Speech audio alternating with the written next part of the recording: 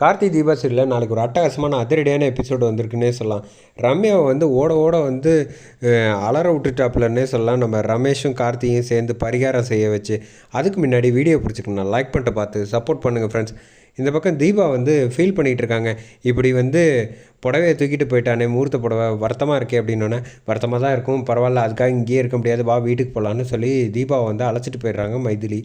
இந்த பக்கம் புடவையை தூக்கிட்டு வந்தவன் வந்து அந்த புடவை வந்து இருக்கக்கூடாதுன்னு ரம்யாவுக்கு ஃபோன் பண்ணி அந்த ஃபோட்டோவை வந்து என்ன பண்ணாரோ அதை வந்து சொல்லிடுறாங்க.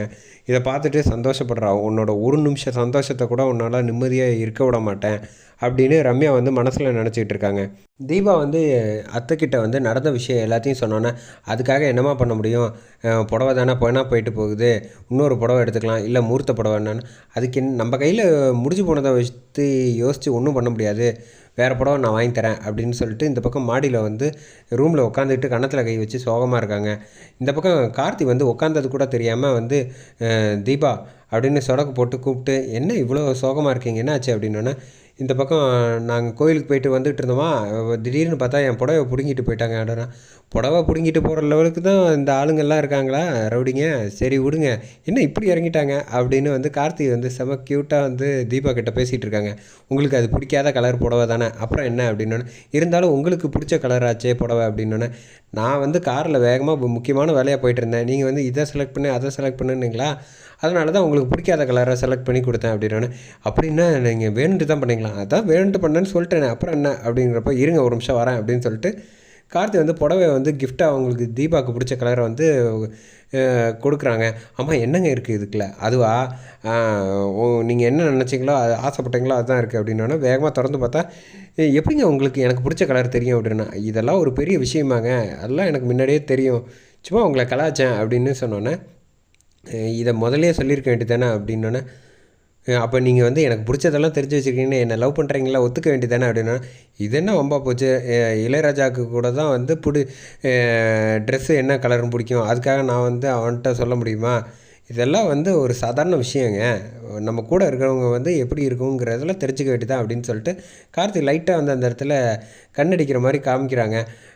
அந்த பக்கம் கிளம்பி போயிடுறாப்புல. இந்த விஷயம் எல்லாத்தையும் வந்து ரம்யா கிட்ட வந்து ஃபோனை போட்டு சொல்லி வந்து ரம்யாவை வந்து தீபா செமையாக வெறுப்பேற்றுறாங்க. அதை ஃபோனை வச்சதுக்கப்புறமேட்டுக்கு என் புருஷன் என் மேலே எவ்வளோ அன்பாக இருக்கார்ல அப்படின்னோடனே, இவன் வேற ஒருத்தி நிலமை தெரியாமல் நம்மளை ஃபோனை போட்டு கடுப்பேற்றுறாளே அப்படின்னு சொல்லி யோசிச்சுட்டு இருக்கப்ப, கரெக்டாக வந்து ரமேஷ் வந்து ஃபோன் பண்ணி வர சொல்கிறாப்புல ரம்யாவை கோவிலுக்கு. உடனே வந்து ரம்யாவும் கீழே கோவிலுக்கு வந்துடுறாங்க. ஆமாம், என்ன விஷயமா என்ன வர சொன்னேன் அப்படின்னோடனே, என்ன, அது ஒன்றும் இல்லை, எங்கள் அப்பா அம்மா வந்து கோயிலுக்கு போய் ஜோசியர்கிட்ட கேட்டிருந்தாங்க, அவங்க பரிகாரம் செய்யணும், நம்ம கல்யாணத்தில் வந்து கொஞ்சம் சிக்கல் இருக்குது அப்படின்னாங்க.